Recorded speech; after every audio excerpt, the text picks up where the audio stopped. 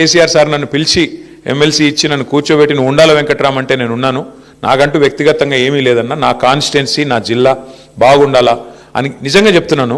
నేను అధికారంలో ఉన్ననాడు కూడా ఒక్కటంటే ఒక్క రూపాయి పని కూడా అడగలేదు వెంకటరామరెడ్డి గారు, ఒక్క రూపాయి పని కూడా. ఏమన్నా అడిగినంటే మా కాన్స్టిట్యున్సీ మాకు అలంపూర్కి ఇది కావాలా. ఒకరోజు అయితే మన గవర్నమెంట్ పోయింది అనుకుంటా, ఇప్పుడు పోయినాక వచ్చినాడు రోజు వచ్చి మాకు నీళ్లు రావాలా, నువ్వు జగన్ అన్నకు ఫోన్ చేయంటాడు.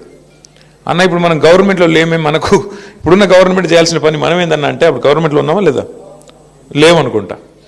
ఫోన్ చేయన్నారు అంటే ఫోన్ చేస్తే జగన్మోహన్ రెడ్డి గారు కూడా అన్నాడు, ఎవరు నీకు వెంకటరామ్ చెప్పినాడా అన్నాడు. అవునన్నా చెప్పినాడు అంటే నాకు కూడా ఆల్రెడీ చెప్పినాడు, మరి నీకు కూడా చెప్పిస్తున్నాడు. మొత్తానికైతే మొండోడు అంటే అంత కమిట్మెంటు.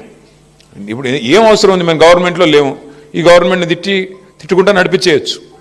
వీళ్ళు చేయట్లేదా, వీళ్ళు చేయాల్సిన పని చేయట్లేదు, వీళ్ళని పట్టించుకోవట్లేదు, దున్నపోతు మీద వానబడ్డట్టున్నారని దులుపుకోవచ్చు. కానీ ప్రజల మీద, రైతాంగం మీద, ప్రాంతం మీద, నియోజకవర్గం మీద ప్రేమ ఉండే మనిషి అయితే యాడికన్నా పోయి ఎంత దూరం అన్నా పోయి పని చేసుకొచ్చే తత్వం వెంకటరామరెడ్డి గారిది.